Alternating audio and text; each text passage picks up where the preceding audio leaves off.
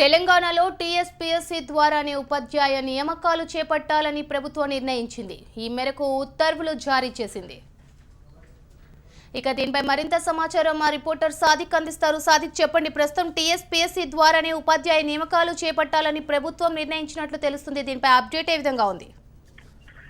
రవంతి, ప్రభుత్వ ఉద్యోగులన్నీ కూడా ఇక టీఎస్పీఎస్సీ ద్వారానే నిర్వహించాలని చెప్పేసి ప్రభుత్వం భావిస్తుంది. అందులో భాగంగా టీచర్ పోస్టుల భర్తీ కూడా ఇక నుండి టీఎస్పీఎస్సీకి నిర్వహణ బాధ్యతలు ఇవ్వాలని కూడా తాజాగా ఉత్తర్వులు జారీ చేసింది.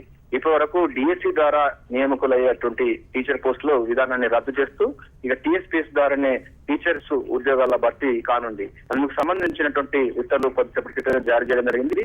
ఇప్పటికే టీచర్ల ఏకీకృత విధానం, అదేవిధంగా డిఎస్సీ సంబంధించిన దాంట్లో ఉంది. ఇప్పటికే ఈ నెల 22వ తారీఖున టెట్ ఎగ్జామ్స్ కూడా అభ్యర్థులు హాజరు కాబోతున్నారు. అయితే టెట్ సంబంధించినటువంటి అర్హత మాత్రం యథాసాధారణంగా ఉండబోతుంది.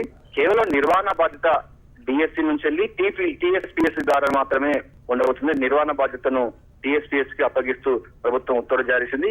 అందుకోసం ఇక నుండి ప్రతి రిక్రూట్మెంట్, ప్రభుత్వ ఉద్యోగాలు పొందాలంటే ప్రతి రిక్రూట్మెంట్ అన్ని కూడా డిపార్ట్మెంట్ కాకుండా, డిఎస్సీ కాకుండా మొత్తం ఏకీకృతమైనటువంటి విధానం ఉండబోతుంది. అందుకోసం భాగంగా టీఎస్పీఎస్సీ ద్వారా ఈ యొక్క టీచర్ పోస్ట్ భర్తీ కొనసాగనుంది. శ్రవంతి, అయితే సాదిక్, డిఎస్సీని రద్దు చేస్తూ తెలంగాణ ప్రభుత్వం ఉత్తర్వులు జారీ చేసినట్టు తెలుస్తుంది. మరి దీనిపై విద్యార్థులు కానీ ఎలా స్పందిస్తున్నారు?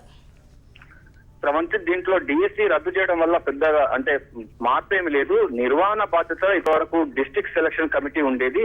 ఇంకా అది రద్దు చేస్తూ నిర్వహణ బాధ్యత మొత్తం కూడా టీఎస్పీఎస్సీ ద్వారా తెలంగాణ పబ్లిక్ సర్వీస్ కమిషన్ వాళ్ళు మాత్రమే ఈ ఉద్యోగాల భర్తీ సంబంధించిన నోటిఫికేషన్ గానీ, ఎగ్జామ్స్ కండక్ట్ గానీ, పేపర్ల విధానం గానీ, నోటిఫికేషన్స్ గానీ మొత్తం కూడా టీఎస్పీఎస్సీ వాళ్ళు మాత్రమే నిర్వహిస్తారు. గతంలో డిఎస్సీ అంటే డిస్ట్రిక్ట్ సెలక్షన్ కమిషన్ వాళ్ళు చేసేవాళ్ళు.